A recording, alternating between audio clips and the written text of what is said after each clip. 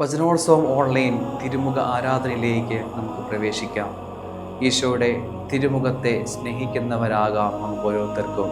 വിശുദ്ധ പൗലോസ് ശ്ലീഹ കൊളോസ്സർക്ക് എഴുതിയ ലേഖനം 3-ാമത്തെ അധ്യായം 2-ാമത്തെ വാക്യം: ഭൂമിയിലുള്ള വസ്തുക്കളിലല്ല, പ്രത്യുത ഉന്നതത്തിലുള്ളവയിൽ ശ്രദ്ധിക്കുവിൻ. നമ്മൾ ഈ ഭൂമിയിൽ ജീവിക്കുമ്പോൾ ഭൂമിയിലുള്ള വസ്തുക്കളിലാണ് നമ്മുടെ ശ്രദ്ധ മുഴുവനും പോകുന്നത്. ശ്രദ്ധ കൂടുതൽ പതിപ്പിക്കേണ്ടത് ഉന്നതത്തിൽ ഉള്ളവയിലാണ്. സ്വർഗീയമായ കാര്യങ്ങളിൽ, ആത്മീയമായ കാര്യങ്ങളിൽ കൂടുതൽ ശ്രദ്ധ ചെലുത്തുവാനായിട്ട് നമുക്ക് സാധിക്കണം. ഈ ഒരു കൃപയ്ക്ക് വേണ്ടി ഈശോയോട് നമുക്ക് പ്രാർത്ഥിക്കാം.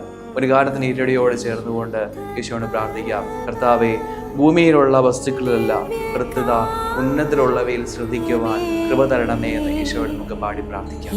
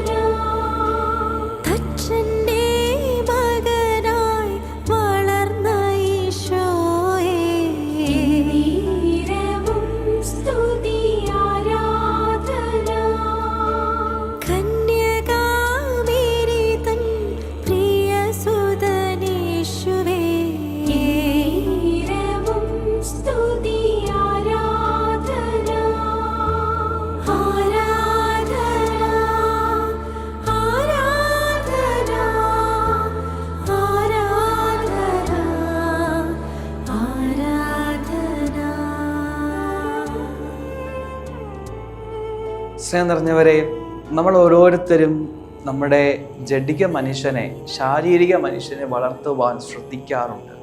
പക്ഷേ നമ്മൾ നമ്മുടെ ആത്മീയ മനുഷ്യൻ്റെ പരിപാലനത്തിൽ, വളർച്ചയിൽ എത്രത്തോളം ശ്രദ്ധിക്കുന്നുണ്ട് എന്ന് നമ്മൾ ചിന്തിച്ച് നോക്കണം.